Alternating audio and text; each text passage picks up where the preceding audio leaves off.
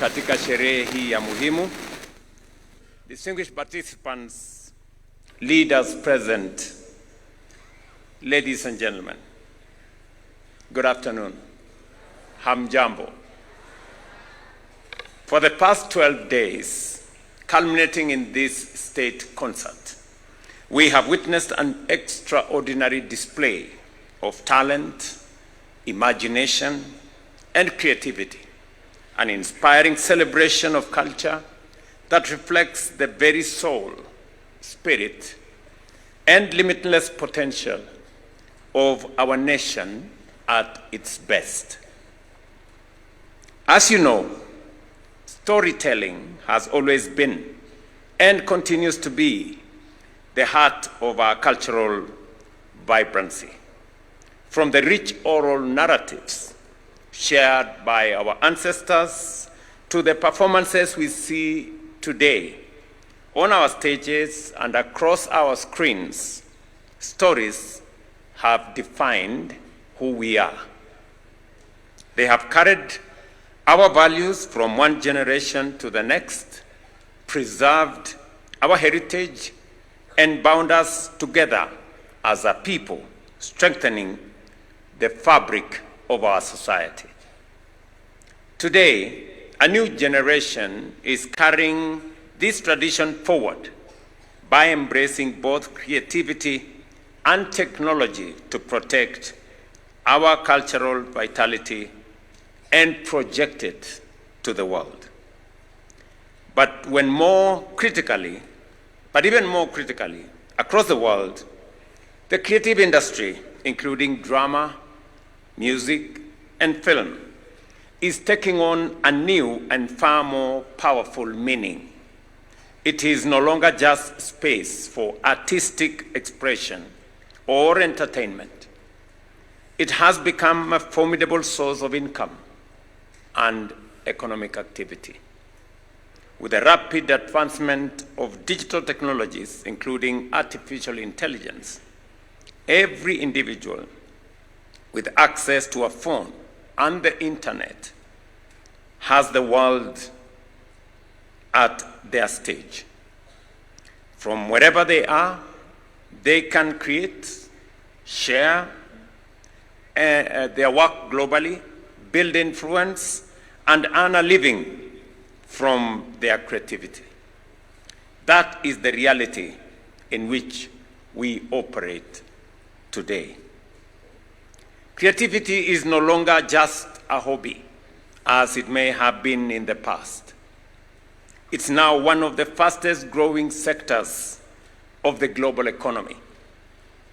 By some estimates, the creative economy is today valued at over US $250 billion, with projections that it could exceed 65 trillion Kenya shillings by 2030. Across the world, more than 200 million creators are producing content, with platforms such as YouTube hosting tens of millions. Millions of others, including many here in Kenya, are actively using platforms such as TikTok, Instagram, and Facebook, not only to create and share content, but also to earn a living from their creativity. This is a tremendous opportunity that young people must be prepared to seize. It is not enough to simply recognize it. We must equip ourselves and step forward with confidence, as I have seen in young people like Talasha here, and ambition to fully realize its potential. As government, we have recognized that drama and film are not merely co-curricular activities. They are integral to holistic development, equipping Kenya's youth with the skills, creativity, and confidence needed to thrive in the opportunities and challenges of the 21st century.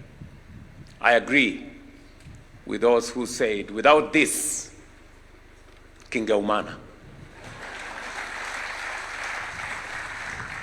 Our commitment to the competence-based education and training system reinforces this vision. By recognizing multiple capabilities and nurturing diverse talents, we are equipping learners with critical thinking, collaboration, communication, and problem-solving skills.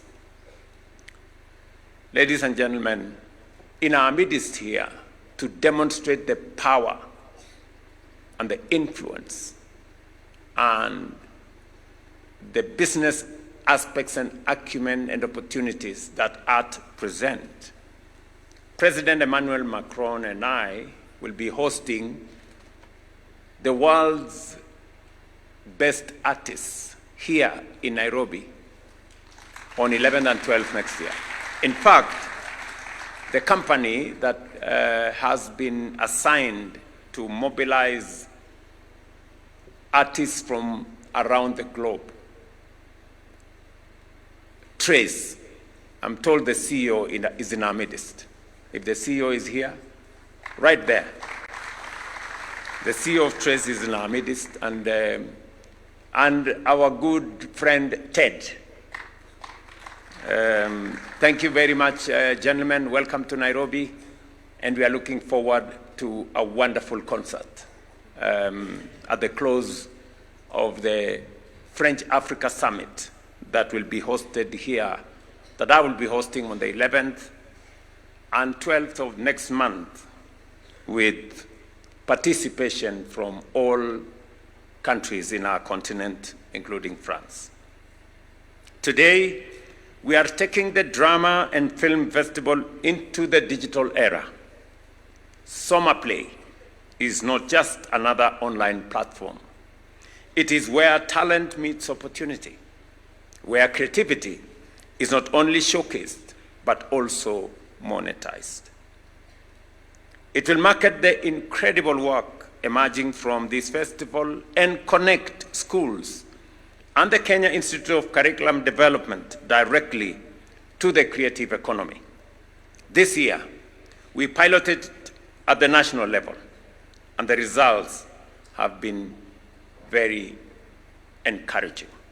Next year, we will roll it out to the regional levels and thereafter to the grassroots. Beyond this, the same model will be extended to sports and the annual Kenya Science and Engineering Fair, ensuring that every talent has a platform to grow.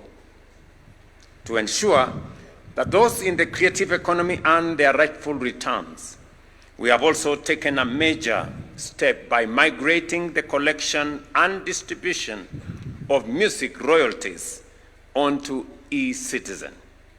This is a bold and transformative reform. For too long, royalty collection has lacked transparency, and that is a statement of fact. In one instance, for example, a collective management organization collected 109 million Kenya shillings on behalf of artists, but distributed only 13 million. This means that the rightful beneficiaries, the artists, only received 12%, while the cartels, the middlemen, the brokers, and everybody in between took the rest. That is not only unfair, but it is also unjust. Today, we are correcting that, making sure that collection of royalties happens on a transparent platform so that it is possible to know how much money has been collected. And it is open to everybody. And it is also possible to know how it has been distributed between all the stakeholders. And it is my position that the rightful owners of royalties are the artists, not the people collecting, not all the other people. They should just earn a small percentage. The rest of the money should go to the people who actually take time, spend many hours to make sure that they perform well. Today also, we have put in place a transparent and accountable system to end this exploitation. We are proud to have corrected this imbalance in favor of our artists.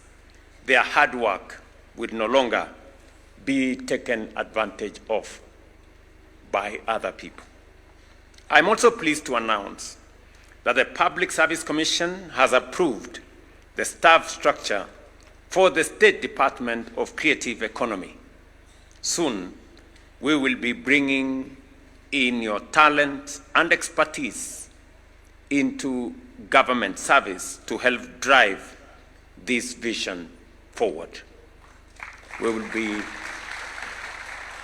looking out for artists, people with the expertise, people with the knowledge, people who are in the mix of things, to work on the side of government to make sure that the creative industry receives correct, adequate government attention.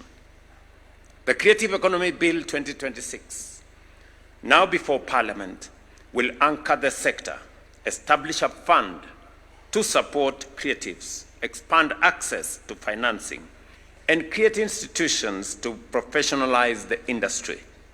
It will also enable government to invest in large-scale productions because telling our own stories at scale is no longer optional. It is an imperative and a necessity.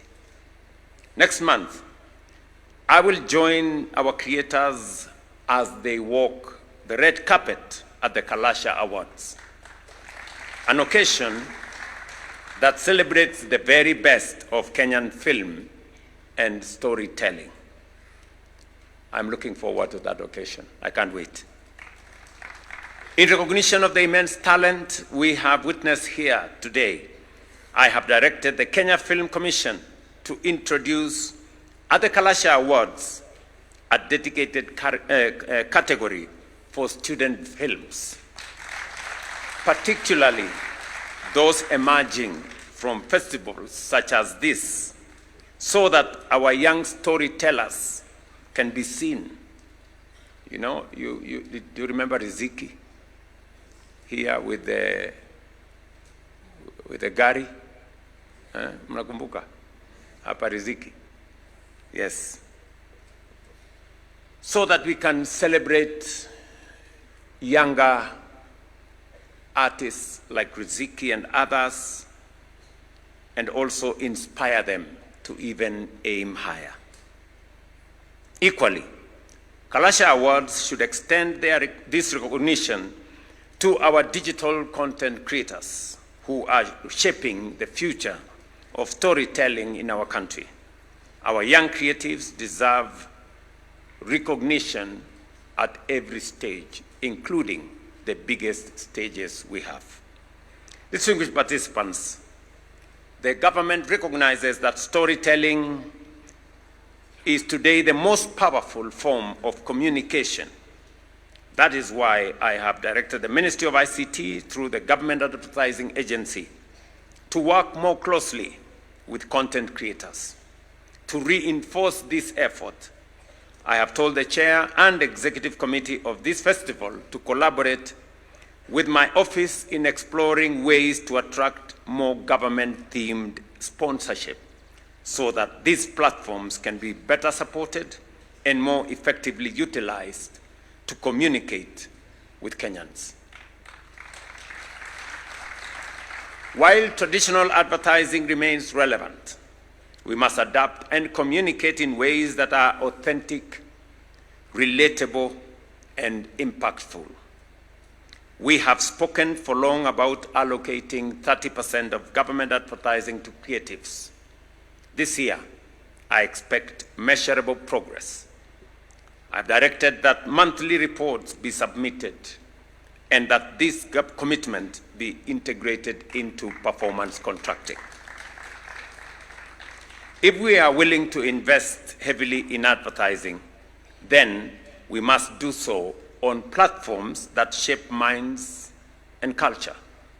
We must channel resources into drama and music festivals, and even into branding spaces within our school systems where young people learn, engage, and influence one another. I agree with the chair of this great event that there is need for greater predictability in funding this major event. I am informed that from the grassroots, the people who have participated in the initials, all the way at the grassroots, around 4 million young people have been involved. And at the national event, the one that is culminating today, about 20,000. That is big. And because we have now finally agreed on the 3 pathways under the competence-based education, this is no longer a co-curricular activity. This has to be mainstreamed into government budgeting.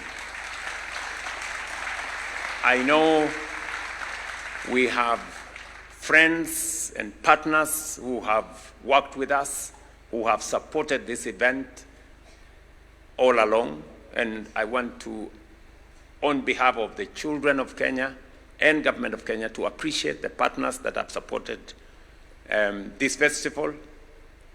But I want now to transition that this now becomes a budgetary item in the Ministry of Education to make sure that there is predictable funding, and to make sure that this, having been mainstreamed into the competence-based education as a learning pathway, that the adequate resources be funded and be found and be included in the budgeting process. These festivals are living classrooms of creativity, bringing together some of the most gifted young scripters, performers, and storytellers. However, there has been growing tension on how to integrate independent creatives into the system. You remember those people called Mamluki? The people who are good creatives, but they are not necessarily in the school system, because either they are products of what we see here today, but they are neither teachers or in the school system. I want to ask that these good people should not be excluded. Rather, they should be mainstreamed. They should be mainstreamed within festival cycles because they are not teachers and are not registered by the Teacher Service Commission, and sometimes they have operated in very unclear spaces. While this raises legitimate concerns about standards and student welfare, it is equally true that they have significantly enriched this festival in many ways. These creatives, in many ways, are the very product of this festival. They have elevated performances, sharpened scripts, and transformed this platform into a vital seasonal source of employment for many young talents.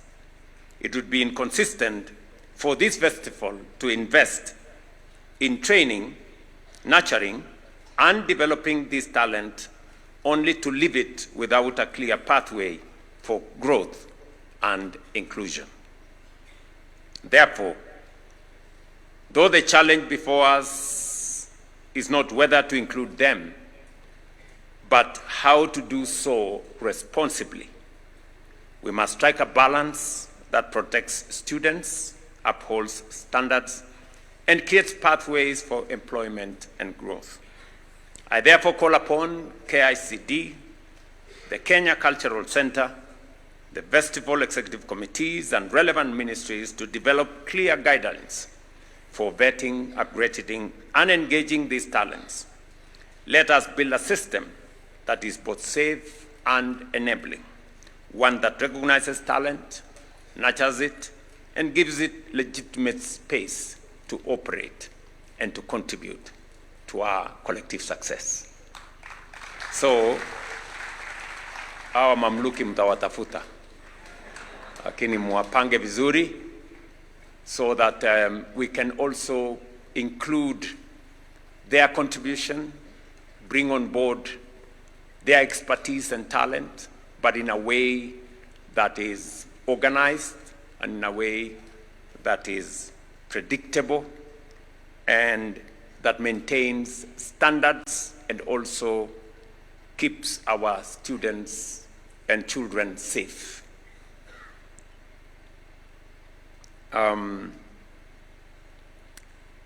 I know that this is a very robust space in music and art and drama and film, and that is how it should be. Looking at the scripts here, watching what we have seen, the performances here, they are in many ways world class. Certainly, they are better than Afro cinema. Certainly. And I think we can take this to the next level. We are a world-beating sports nation in terms of many sports. I believe that we have the capacity also to be a world-beating artistic nation. I think we have that capacity. And therefore, our men and women, children, performers in that space, with the proper architecture we are putting in place, will go places.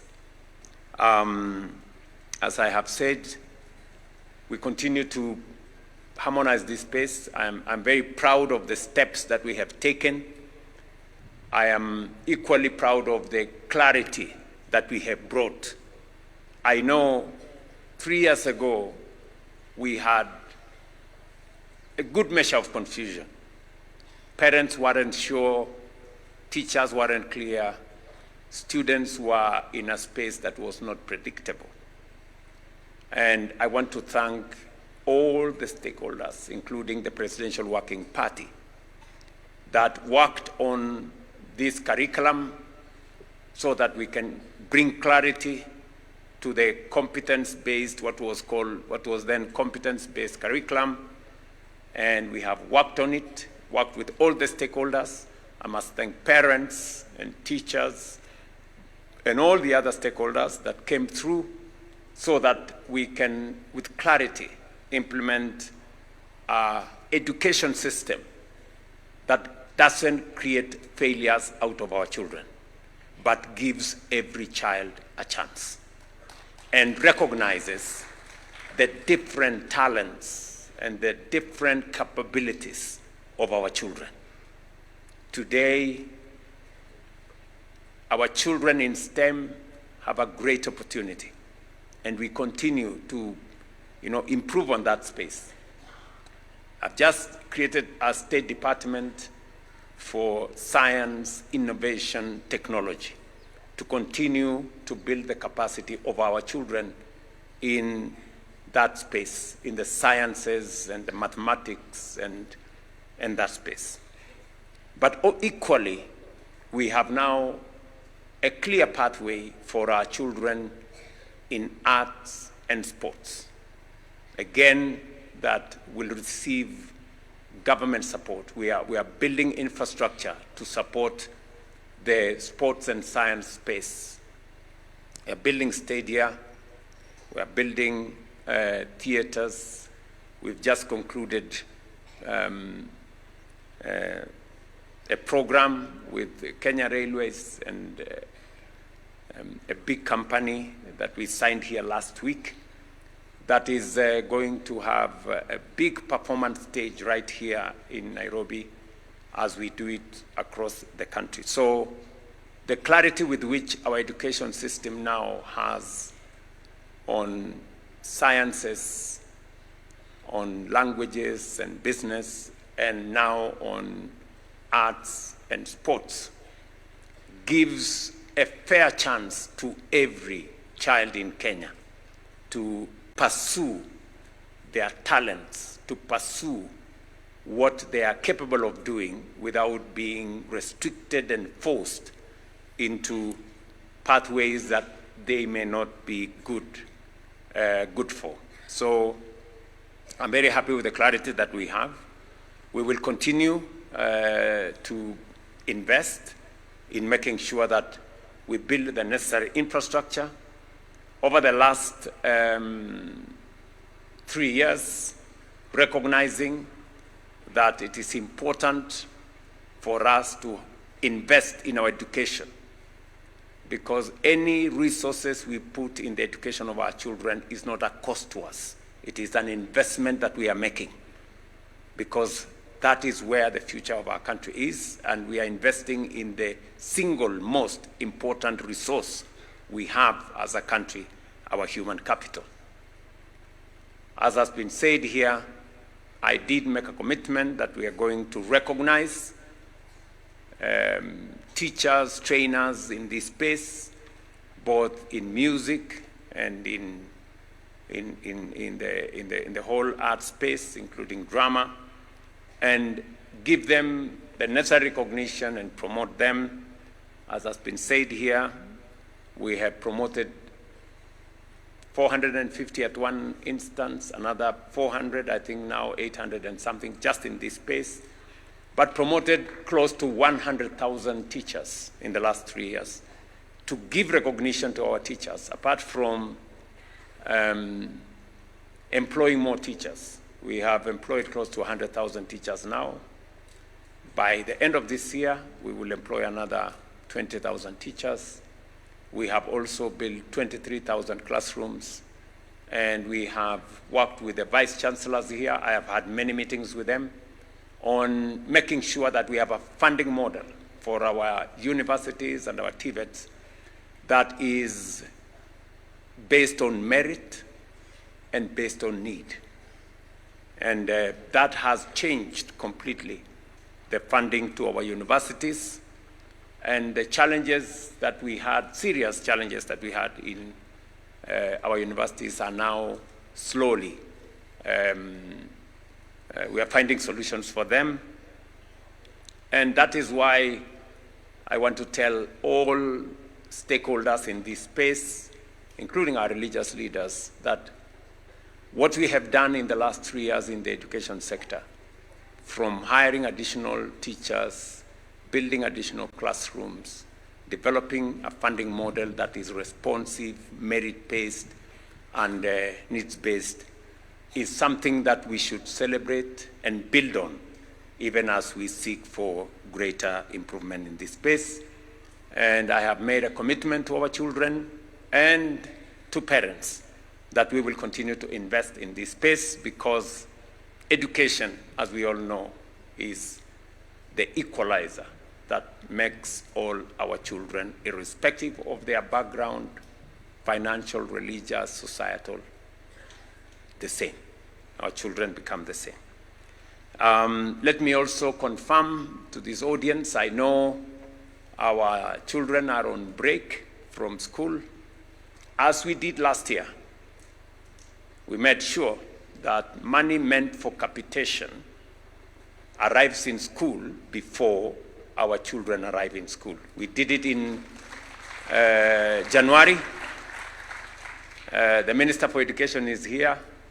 He already has 23 billion shillings with him to transmit to all our schools by next week, so that a week ahead of time, the money will be in school before our children report back for second term.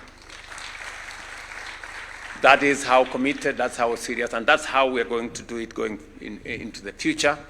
I know in the past, our kids went to school and waited for capitation for weeks and months, but we are changing that because we want to make it easy for our teachers to make sure that they have the resources to teach our children. And we will continue to work together in this space. I am very, very proud of this event. When I told my good friend, this small girl, Talasha there, when I told her that I am looking forward to enjoy a play, I did really enjoy the play. Ilikuwa ni gari ya nini? Ya kucheza, sio? Hiyo gari ambayo shule ya Diligent Wheels School. I want to say congratulations, Diligent Wheels Schools. You did a wonderful job. I mean, sitting there, I saw the thread, you know, that you have built into that play from a broken car, you know, to the power of agreement and the power of unity that not only fixes the broken car, but also brings people together, brings new ideas, and even makes a better car than the one that was broken. I think that script could not have spoken to us as Kenyans as powerfully as any statement could or any speech could. That indeed it is possible for us to transition from what the script taught us. Let's forget about the finger pointing. You know, this one was trying to blame the other. I don't know who caused it. And Riziki was right there in the middle. You know, some young man was being blamed, another group was being blamed, and you know, the culture of blame game, you know, trying to finger point, blame others, but transitioning that in a very powerful way into problem solving, into a solution. That it is possible for us, instead of finger pointing, instead of blaming each other, it is possible working together, the power of agreement and unity, that we can forge and fix not just what is broken, but we can do it even better and come up with a better outcome. It was spot on. It was spot on. And not to forget, it's called First Bet. Yes, your script was great, you know, about the dangers our kids face with drug abuse and the people who sometimes are responsible, and how the web, not only as wale Waswahili walisema, mtego wa panya wapata wale na wale wengine pia, si ndio? So it got the everybody, including the director and his children and wife and everybody. So I think that's a very powerful message that those involved in that space must know that the danger they are putting our children and our entire society to. So sitting here, I think very powerful speeches, very powerful messages, if I may say, have come through the scripts and the skits and the performances that we have witnessed here. Let me say this finally. Your contribution strengthens Kenya and Kenya's creative industry. It also inspires our young people and positions our nation as a global hub of talent and innovation. Thank you very much for coming. I think next time I see many of the kids, the younger ones. It's 2 p.m. and they haven't eaten anything. So I think maybe we'll have to create a small break somewhere in the middle for us to, for these younger ones to, or we make it shorter so that it doesn't take too long. But otherwise, I have enjoyed myself thoroughly. And I look forward to another occasion like this. But my very best wishes, mkirudi nyumbani, na watuma na salamu nyingi sana to your parents, to your teachers, to your schools, to every part of Kenya that you come from. Our very best wishes. God bless you and be safe. Asanteni sana.